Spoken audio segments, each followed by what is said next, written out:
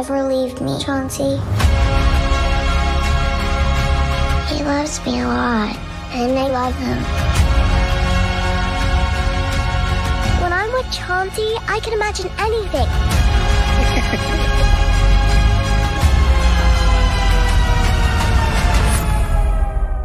So your imaginary friend has his own imaginary friends. Can I hang out with him too? He's not imaginary. He's not your friend. Imaginary, rated PG-13, only in theaters March 8th. How are you doing, sir? Hi, very well, Howard. Good to see you. Congratulations on the movie. It's fantastic. Oh, thank you. So, the first thing I want to do, I'm going to get it out of the way, is I've got a bit of a bone to pick with you, if you don't mind. Sure.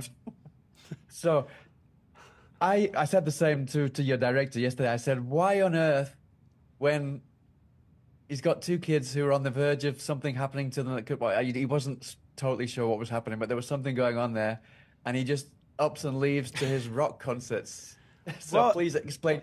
Well, you know, you have to make money. Like, I'm in a similar position. Like, I have a young son now, and I had to go and make this movie to make some money to put food on the table. And, like, you know, I mean, Dwanda's character is, I think, more successful than my character, so the money's coming in there. But I think they have a good partnership, and he does say when he's leaving, like, I can find someone else, and I don't have to go.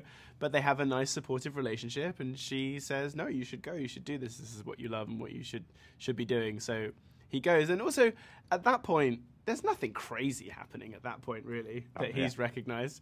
You know, it's just like his daughter, like, playing imaginary games with her toys, and you know, that's just normal kid stuff. Yeah, no, I'm just joking around, because obviously the real intention of this film was for it to be a very kind of female-centric, kind of the females are the heroes in the film, though. So I'm quite curious, what was kind of your perspective as being kind of a male supporting character to let them shine, but at the same time to not fall into the background in the film, if you will, before you went off gallivanting to concerts and stuff like that. Yeah, I mean, I asked Jeff when I signed on to the film, okay, like, what is Max's function in this movie? You know, from a technical standpoint, like, what is the purpose of this character? Aside from the fact that he brings his two daughters in, who are needed for the story, what is it that he brings to every other, you know, the other characters and the movie? And fundamentally, he's pretty much the only, like, stable character. You know, like, he's the one who took his daughters out of his previous relationship because he realized that, okay, this is not helping any of us or helping my ex-wife and the kids, so we need to leave this situation for the benefit of everyone. And then he gets into a relationship with Jessica, and in a similar way becomes a source of stability for her. And they form a really nice unit, actually, as you know, as evidenced by, okay, they understand each other. You should go on tour now. We should do this now. We should move into this home now. And then when he leaves in the film is when things kind of take a turn, when you remove that central stable character. and I hope actually the audience is like, oh wait, come back, because we need you to help us out. But yeah, he doesn't maybe come back in the way that the audience wants. Well, there's always room for a sequel for that to happen. Mm-hmm. I was kind of like looking at things you'd done previously, and then I remembered, of course, that you'd done Prodigal Son, where you kind of there's this idea that because it's in your blood, or it's because of your father was a serial killer. Yeah. That kind of you feel like it's kind of like you're predisposed to become the same thing. So that must have been something that kind of ran through your mind a little bit with this, the idea that you've got to look after these two kids because obviously your character, not specifically, but your wife's, your partner's character in the film is kind of in that situation where she's got to make sure that the same things that happen to them don't Absolutely, happen to yeah. her, no? I mean, the scars that you carry, you know, and specifically in Piper's character's case in the movie, she has a scar which happened at some point in the past, and what does that mean, and what's that a memory of? And he's very protective and I mean, fundamentally, I think he's a good dad and is just trying to do the best that he can. But yeah, I mean, we all worry. I mean, I think Dwanda's character also worries about her upbringing and how that affected her and what it means to her in her present life in the movie. I think there's a lot of parental messages in the movie as well. Something that I was saying to Jeff yesterday as well was the fact that when I went in, and I think a lot of people who go to see the film based on kind of the trailer, they'll kind of expect it to be another kind of Chucky, Annabelle type movie, and I love it, the fact that it isn't that. I love the fact that I went in thinking it would be something like that, and it's just completely opposite, and it blew me away because of that. I mean, I imagine that's something that you saw in the script that kind of drew you in, no? Yeah, that's great. Yeah, I mean, halfway through, or 2/3 of the way through the script, there's a twist in the movie which, when I read it in the script, made me gasp. And it's not often that happens, actually. A lot of times you can see what's coming, but this movie, it takes a turn at that moment and then just doesn't stop.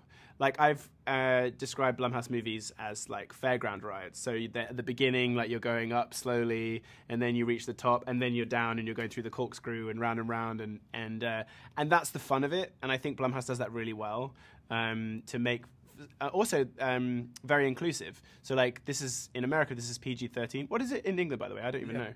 I'm not sure. I'm living in Spain, actually, so I couldn't tell you. But you're in Spain. Here, I think it's. I would imagine in England it's probably PG, maybe 12 if they exist anymore. I don't know if they exist anymore. Yeah, we're thinking something like that. Yeah. And so, you can take your family along and you can all watch in the cinema together, which doesn't happen that much anymore. Like, cinema, isn't as prevalent as it once was. But horror movies still get people in the cinemas because you can all watch them together and get scared and laugh and joke and have a good time and experience that fairground ride. And I really feel like this movie is that style of film.